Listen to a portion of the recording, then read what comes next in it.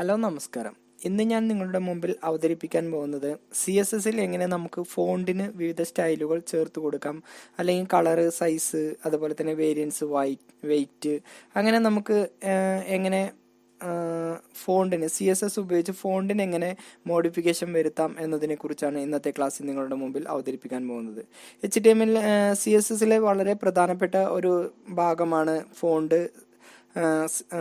CSS ഉപയോഗിച്ച് ഫോണ്ടിന് വിവിധ രൂപങ്ങൾ ചേർത്ത് കൊടുക്കുന്നത്. CSS ഉപയോഗിച്ച് നമുക്ക് ഫോണ്ടിന് കളർ ചേർത്ത് കൊടുക്കാം. അതേപോലെ ഫോണ്ട് ഫാമിലി, ഏത് ഗ്രൂപ്പിൽ പെട്ട ഫോണ്ടാണോ നമുക്ക് ഇതിലേക്ക് വേണ്ടത് അത് ചേർത്ത് കൊടുക്കാം. അതേപോലെ തന്നെ ഫോണ്ട് സൈസ് നമുക്ക് ചേർത്ത് കൊടുക്കാം. അതേപോലെ തന്നെ ഫോണ്ട് സ്റ്റൈല് ചേർത്ത് കൊടുക്കാം. അതേപോലെ തന്നെ ഫോണ്ട് വേരിയൻസ്, അതേപോലെ തന്നെ ഫോണ്ട് വെയിറ്റ്, ഇത്രയും കാര്യങ്ങളാണ് നമ്മൾ ഫോണ്ടിന് പ്രധാനമായിട്ടും CSS ഉപയോഗിച്ച് ചെയ്യുന്നത്.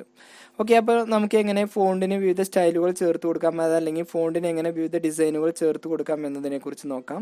അപ്പോൾ നമ്മൾ സാധാരണ ചെയ്യുന്ന രൂപത്തിൽ തന്നെ നമ്മുടെ visual studio code editor open ചെയ്തു.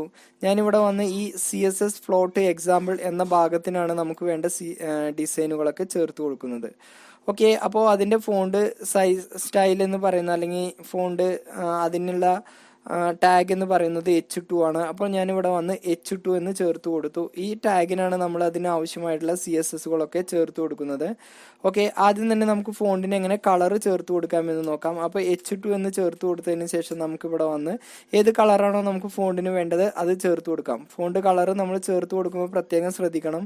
ഫോണ്ടിന് നമുക്ക് ഒന്നുകിൽ ബൈ എ കളർ നെയിം, ഒരു കളർ നെയിമിന്റെ അടിസ്ഥാനത്തിലോ, അല്ലെങ്കിൽ ഹെക്സാഡെസിമൽ വാല്യൂവിന്റെ അടിസ്ഥാനത്തിലോ, അല്ലെങ്കിൽ RGB അടിസ്ഥാനത്തിലോ നമുക്ക് ഫോണ്ടിന് കളർ ചേർത്ത് കൊടുക്കാം. അപ്പോൾ ആദ്യം തന്നെ നമുക്ക് ഫോണ്ടിന് എങ്ങനെ കളർ നെയിം വെച്ചിട്ട് ഫോണ്ട് കളർ ചേർത്ത് കൊടുക്കാമെന്ന് നോക്കാം. അപ്പോൾ ഫോണ്ട് കളർ ചേർത്ത് കൊടുക്കണമെന്നുണ്ടെങ്കിൽ ജസ്റ്റ് കളർ എന്ന് ചേർത്ത് കൊടുത്താൽ മതി. ഒപ്പം ഫോണ്ട് എന്ന് ഉപയോഗിക്കേണ്ടതായിട്ട് വരുന്നില്ല. പലർക്കും പല അബദ്ധങ്ങളും പറ്റാറുണ്ട്. അതിന് മുമ്പ് ഫോണ്ട് ചേർത്ത് കൊടുക്കുമ്പോൾ അത് ഉപയോഗിക്കണമെങ്കിൽ ബുദ്ധിമുട്ടായിരിക്കും. അപ്പോൾ ഞാനിതിന് റെഡ് കളറാണ് കൊടുക്കുന്നത്. റെഡ് കളർ നെയിമിലാണ് ചേർത്ത് കൊടുക്കുന്നത്. അപ്പോൾ ഞാനിതൊന്ന് സേവ് ചെയ്ത് ഞാനിതൊന്ന് റൺ ചെയ്യിപ്പിക്കുകയാണ്. അപ്പോൾ നമ്മൾ ഈ പേജ് റൺ ചെയ്യിക്കുമ്പോൾ നമ്മൾ ഈ കൊടുത്ത CSS ഫ്ലോട്ട് എക്സാമ്പിൾ എന്നുള്ളതിൻ്റെ കളർ ഇപ്പോൾ റെഡ് ആയിട്ടുണ്ടാവും. നമുക്കത് ഏത് കളറിലേക്കാണോ വേണ്ടത് ആ കളർ നമുക്കിവിടെ മാറ്റി കൊടുക്കാം. ഇപ്പോൾ ഗ്രീൻ ആണ് വേണമെന്നുണ്ടെങ്കിൽ നമുക്കിവിടെ വന്ന് ഗ്രീൻ എന്ന് ചേർത്ത് കൊടുക്കുകയാണെങ്കിൽ ഇത് റൺ ചെയ്യിക്കുമ്പോൾ ആ ടെക്സ്റ്റിന് കളർ ഗ്രീൻ ആയി മാറിയിട്ടുണ്ടാവും. അങ്ങനെ ഏത് രൂപത്തിലാണോ നമുക്ക് ഫോണ്ടിന് കളർ വേണ്ടത് അത് നമുക്ക് ചേർത്ത് കൊടുക്കുക. ഇത് നമ്മൾ കളർ നെയിം വെച്ചിട്ടാണ് ചേർത്ത് കൊടുത്തത്. അതേപോലെ ഹെക്സാഡെസിമൽ വെച്ച് നമുക്ക് ചേർത്ത് കൊടുക്കാം. ഹെക്സാഡെസിമൽ വെച്ച് ചേർത്ത് കൊടുക്കുമ്പോൾ ഹാഷ് ഇട്ടതിന് ശേഷം നമുക്ക് ഏത് കളറാണോ വേണ്ടത് അത് നമുക്കിവിടെ വന്ന് ചേർത്ത് കൊടുക്കാം. ഓക്കെ, ഏത് കളറാണോ വേണ്ടത് അത് നമ്മളിവിടെ ചേർത്ത് കൊടുത്ത് നമ്മൾ സേവ് ചെയ്യുമ്പോൾ അതിൻ്റെ അടിസ്ഥാനമാക്കിയിട്ടായിരിക്കും ഈ ഫോണ്ടിന് കളർ വരുന്നത്. അതല്ലെങ്കിൽ നമുക്ക് RGB, റെഡ്, ഗ്രീന്, ബ്ലൂ എത്രത്തോളം ആഡ് ചെയ്ത് നമുക്ക് കളർ ചേർത്ത് കൊടുക്കണോ അതിനനുസരിച്ച് ചേർത്ത് കൊടുക്കാൻ. ഓക്കെ, വിഷ്വൽ സ്റ്റുഡിയോ കോഡിൽ ഇതിൽ മൗസ് കൊണ്ടുപോയി വെക്കുമ്പോൾ തന്നെ ഇതിൻ്റെ RGB കളർ നമുക്ക് ആ രൂപത്തിൽ കളറിന് RGB എത്രത്തോളം കളർ വേണോ അതിൻ്റെ അടിസ്ഥാനത്തിൽ നമുക്ക് ഇതിലേക്ക് കളറ് ചേർത്ത് കൊടുക്കാം. RGB എന്ന് ചേർത്ത് കൊടുത്തതിന് വെച്ചാൽ റെഡ് എത്ര % വേണമെന്നും, അതേപോലെ ഗ്രീന് എത്ര % വേണമെന്നുള്ളതും, അതേപോലെ ബ്ലൂ കളർ എത്രത്തോളം വേണമെന്നുള്ളതും ഇവിടെ നമ്മൾ അതിൻ്റെ വാല്യൂ എത്രയാണോ ചേർത്ത് കൊടുത്ത് നമ്മളിത് റൺ ചെയ്യിക്കുമ്പോൾ അതിൻ്റെ അടിസ്ഥാനത്തിലായിരിക്കും നമുക്ക് കളറ് ഡിസ്പ്ലേ ചെയ്ത് വരിക. ഇങ്ങനെ RGBൻ്റെ അടിസ്ഥാനത്തിലും നമുക്ക് റെഡ്, ഗ്രീന്, ബ്ലൂ ഇത് കൂടിച്ച് വരുമ്പോൾ നമുക്ക് ഏത് കളറാണോ വരുന്നത് അതിൻ്റെ അടിസ്ഥാനത്തിലും വേണം എന്നുണ്ടെങ്കിലും ഈ ഫയലിന് നമുക്ക് കളറ് ചേർത്ത് കൊടുക്കാം. ഓരോ വാല്യൂ കൊടുക്കുമ്പോഴും കൂട്ടി കൊടുക്കുമ്പോൾ അതിനനുസരിച്ച് ഇതിൻ്റെ ടെക്സ്റ്റിൻ്റെ കളർ അതിനനുസരിച്ച് മാറി വന്നിട്ടുണ്ടാവും. ഇങ്ങനെ RGB അടിസ്ഥാനത്തിലും നമുക്ക് ഫോണ്ടിന് കളർ ചേർത്ത് കൊടുക്കാം. അപ്പോൾ നമ്മളിപ്പോൾ പറഞ്ഞത് എങ്ങനെ ഈ ഒരു ഫോണ്ടിന് CSS ഉപയോഗിച്ചിട്ട് നമുക്ക് കളർ ചേർത്ത് കൊടുക്കാം എന്നതിനെ കുറിച്ചാണ്. ഓക്കെ, അടുത്തതായി നമ്മൾ പറയാൻ പോകുന്നത്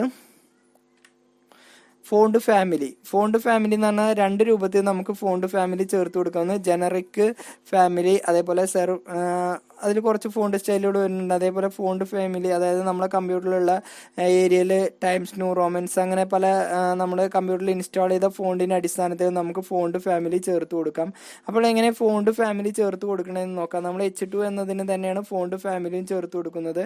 അപ്പോൾ ഇവിടെ വന്ന് ഫോണ്ട് ഫാമിലി എന്ന് ചേർത്ത് കൊടുക്കുക. ഫോണ്ട് ഒരു ഐഫോൺ ഇട്ടതിന് ശേഷം ഫാമിലി എന്ന് ചേർത്ത് കൊടുക്കുക. അപ്പോൾ നമ്മളെ കമ്പ്യൂട്ടറിൽ ഇതിൽ കുറച്ച് ഫാമിലിയുടെ പേര് നമുക്ക് കാണിച്ചു തരുന്നുണ്ട്. ഏത് ഫാമിലിയാണോ നമുക്ക് ഫോണ്ടിന് ഡിസൈനായിട്ട് വേണ്ടത് അത് ചേർത്ത് കൊടുത്താൽ ആ ഫാമിലിയിലായിരിക്കും നമ്മളെ ഫോണ്ട് ഡിസ്പ്ലേ ചെയ്ത് വരിക. ഇതിൽ കുറേ ഫോണ്ടിൻ്റെ സ്റ്റൈലുകൾ തന്നിട്ടുണ്ട്. ഇതിലത്തെ ഏത് ഫോണ്ട് ഫാമിലിയാണോ നമുക്ക് വേണ്ടത് അത് നമുക്ക് ഇവിടുന്ന് ചേർത്ത് കൊടുക്കാം. ഞാൻ മോണോസ്പേസ് എന്ന ഫോണ്ട് ഫാമിലി ചേർത്ത് കൊടുക്കുന്നുണ്ട്. അപ്പോൾ അതിൻ്റെ അടിസ്ഥാനത്തിൽ ഈ ഫോണ്ടിൻ്റെ ഫാമിലി, ആ ഫോണ്ട് സ്റ്റൈൽ അതിലേക്കായിട്ട് മാറിയിട്ടുണ്ടാവും. ഓക്കെ, അടുത്തതായി നമ്മൾ പറയാൻ പോകുന്നതാണ് ഫോണ്ട് സൈസ്. വിവിധ രൂപത്തിലുള്ള സൈസ് നമുക്ക് ഫോണ്ടിനായിട്ട് ചേർത്ത് കൊടുക്കേണ്ടി വരും. ഫോണ്ട് സൈസ് ഇമ്പോർട്ടൻ്റ് ആയിട്ടുള്ള ഒരു ഘടകം തന്നെയാണ് CSSൽ. അപ്പോൾ എങ്ങനെ ഫോണ്ട് സൈസ് നമുക്ക് CSS ഉപയോഗിച്ച് ചേർത്ത് കൊടുക്കാമെന്ന് നോക്കാം. ഒട്ടനവധി ഫോണ്ട് സൈസ് ഫോർമാറ്റുകൾ വരുന്നുണ്ട്. ഓരോന്ന് നമുക്ക് എടുത്തു നോക്കാം. ആദ്യം തന്നെ സ്മാൾ ആണ്. സ്മാൾ ഫോണ്ട് സൈസ് എന്നാണ് അതിൻ്റെ ഫുള്ളായിട്ട് വരുന്നത്. അപ്പോൾ എങ്ങനെ ഫോണ്ട് സൈസ് നമുക്ക് ചേർത്ത് കൊടുക്കാമെന്ന് നോക്കാം. ഫോണ്ട് എന്നതിന് ശേഷം സൈസ് ഇട്ടതിന് ശേഷം XS സ്മാൾ എന്ന് ചേർത്ത് കൊടുക്കുകയാണെങ്കിൽ ഇതുപോലെ ഫോണ്ട് ഇതുപോലെ ഏറ്റവും സ്മാൾ, എത്രത്തോളം നമുക്ക് ചെറുതാവാൻ പറ്റുമോ അത്രത്തോളം ചെറുതായിട്ടായിരിക്കും വരിക. അടുത്തത് ഒന്നുകൂടി ഒരു X ഇട്ടിട്ടാണ് കൊടുക്കണതെങ്കിൽ അതിനേക്കാൾ ഒന്നുകൂടി വലിപ്പം കൂടിയ രൂപത്തിലായിരിക്കും നമുക്ക് ഡിസ്പ്ലേ ചെയ്ത് വരിക. ഓക്കെ, അടുത്തതായി സ്മാൾ എന്ന് പറഞ്ഞാൽ ഏതാണ്ട് സ്മാൾ തന്നെ ആയിരിക്കും, എന്നാൽ അതിനേക്കാൾ ഒന്നുകൂടി വലിപ്പം കൂടിയ രൂപത്തിലായിരിക്കും സ്മാൾ എന്നുള്ളത് നമുക്ക് ഡിസ്പ്ലേ ചെയ്ത് വരിക. ഓക്കെ, അടുത്തതാണ് മീഡിയം. അതായത് സ്മാളിനേക്കാൾ ഒന്നുകൂടി വലിപ്പം കൂടിയ രൂപത്തിൽ ഡിസ്പ്ലേ ചെയ്യാൻ വേണ്ടിയാണ് നമ്മൾ മീഡിയം ഉപയോഗിക്കുന്നത്. അപ്പോൾ ഇവിടെ വന്ന് മീഡിയം എന്ന് ചേർത്ത് കൊടുത്താൽ മതി. അപ്പോൾ സ്മാളിനേക്കാൾ ഒന്നുകൂടി വലിപ്പം കൂടിയ രൂപത്തിലായിരിക്കും നമുക്ക് ഡിസ്പ്ലേ ചെയ്ത് വരിക. അടുത്തതാണ് ലാർജ്. ലാർജ് എന്ന് പറഞ്ഞാൽ ഫോണ്ടിന് ഒന്നുകൂടി സൈസ് ഇൻക്രീസ് ചെയ്ത് വരാൻ വേണ്ടിയാണ് നമ്മൾ ലാർജ് ഉപയോഗിക്കുന്നത്. അപ്പോൾ ആ ഫോണ്ടിൻ്റെ സൈസ് ഒന്നുകൂടി വലിപ്പം കൂടി വന്നിട്ടുണ്ടാവും. ഓക്കെ, അടുത്തതാണ് എക്സ് ലാർജ്. അതായത് എക്സ് സ്മാളിൻ്റെ ഒന്നുകൂടി ഓപ്പോസിറ്റ് വരുന്നതാണ് എക്സ് ലാർജ്. ഒന്നുകൂടി വലിപ്പം നമുക്ക് കൂടി വരാൻ വേണ്ടിയാണ് നമ്മൾ എക്സ് ലാർജ് ഉപയോഗിക്കുന്നത്. എക്സ് ലാർജ് എന്ന് പറഞ്ഞാൽ അതിനേക്കാൾ ഒന്നുകൂടി വലിപ്പം കൂടിയ രൂപത്തിലായിരിക്കും എക്സ് ലാർജിൽ വരിക. അങ്ങനെ വലിപ്പം നമുക്ക് ഓരോ സ്റ്റെപ്പായിട്ട് നമുക്ക് കൂട്ടാം. ഇനി സ്മാളർ എന്ന് പറഞ്ഞാൽ ഏറ്റവും ചെറിയ രൂപത്തിലായിരിക്കും, കമ്പാരിറ്റീവ്ലി ഏറ്റവും ചെറുത്, മറ്റുള്ളതിനെ അപേക്ഷിച്ച് ഏറ്റവും ചെറിയ രൂപത്തിലായിരിക്കും നമുക്ക് സ്മാളർ ഡിസ്പ്ലേ ചെയ്ത് വരിക. സ്മാളർ എന്ന് പറഞ്ഞാൽ ഏറ്റവും ഒരു നോർമൽ സൈസിലേക്കായിട്ട് നമുക്കിത് മാറിയിട്ടുണ്ടാവും. അടുത്ത പറഞ്ഞാൽ ലാർജർ. മാക്സിമം നമുക്ക് എത്രയാണോ വലിപ്പത്തിൽ ഡിസ്പ്ലേ ചെയ്യാൻ പറ്റുന്നത് അതിനനുസരിച്ച് നമുക്ക് ഡിസ്പ്ലേ ചെയ്ത് വരാൻ വേണ്ടിയാണ് നമ്മൾ ലാർജർ എന്ന ഫംഗ്ഷൻ ഉപയോഗിക്കുന്നത്. അതേപോലെ size in pixel or percentage, നമുക്ക് ഇതിൻ്റെ സൈസ് ഒന്നുകിൽ പിക്സലിലോ അല്ലെങ്കിൽ പെർസെൻറ്റേജിലോ നമുക്ക് ചേർത്ത് കൊടുക്കാം. അപ്പോൾ 1000 പിക്സലാണ് നമ്മളിത് ചേർത്ത് കൊടുക്കുന്നതെങ്കിൽ ഇതിൻ്റെ സൈസ് അതിനനുസരിച്ച് ഏറ്റവും വലിപ്പം കൂടിയ രൂപത്തിലായിട്ട് വന്നിട്ടുണ്ടാകും. ഞാൻ 1000 പിക്സൽ കുറച്ച് ഓവറായി, ഞാനതൊരു 200 പിക്സലാക്കി മാറ്റുന്നുണ്ട്. അതിനനുസരിച്ച് ഇതിൻ്റെ ഫോണ്ടിൻ്റെ സൈസ് നമുക്കിതുപോലെ വലിപ്പം കൂടി വരും. 100 കൊടുക്കുകയാണെങ്കിൽ അതിൻ്റെ ഫോണ്ടിൻ്റെ സൈസ് നമുക്കിതുപോലെ എത്രയാണോ നമുക്കതിൻ്റെ സൈസ് എത്രയാണോ വേണ്ടത് അതിനനുസരിച്ച് കുറച്ച് കൊടുക്കാം. ഇതേ രൂപത്തിൽ നമുക്ക് പെർസെൻറ്റേജിൽ വേണമെന്നുണ്ടെങ്കിലും ചെയ്യാം. നമുക്ക് 50% ആണ് വേണമെന്നുണ്ടെങ്കിൽ ഈ പിക്സൽ ഇട്ടതിൻ്റെ സ്ഥാനത്ത് നമ്മൾ ശതമാനം പെർസെൻറ്റേജ് സിമ്പിൾ കൊടുക്കുകയാണെങ്കിൽ അതിൻ്റെ അടിസ്ഥാനത്തിലായിരിക്കും നമുക്ക് ഡിസ്പ്ലേ ചെയ്ത് വരിക. 100% കൊടുക്കുമ്പോൾ ഒന്നുകൂടി വലിപ്പം കൂടി വരും. അത് 1000ൻ്റെ അടിസ്ഥാനത്തിലാണ് വരുന്നത്. 500% കൊടുക്കണമെങ്കിൽ അത് ഏതാണ്ട് സൈസ് ഈ രൂപത്തിൽ നമുക്ക് വലിപ്പം കൂടി വരും. അപ്പോൾ നമ്മളിപ്പോൾ ഇന്നത്തെ ക്ലാസ്സിൽ നമ്മൾ 3 കാര്യങ്ങളാണ് പറഞ്ഞത്. ഒന്നാമത്തത് ഫോണ്ട് കളർ എങ്ങനെ ഉപയോഗിക്കാമെന്നും, രണ്ടാമത് ഫോണ്ട് ഫാമിലി എങ്ങനെ ഉപയോഗിക്കാമെന്നും, മൂന്നാമത് ഫോണ്ട് സൈസ് എന്നിങ്ങനെ ഉപയോഗിക്കാമെന്നും. ഇന്നത്തെ ക്ലാസ് നിങ്ങൾക്ക് മനസ്സിലായെന്ന് വിചാരിക്കുന്നു. അടുത്തൊരു ക്ലാസ്സുമായിട്ട് നമുക്ക് വീണ്ടും കാണാം.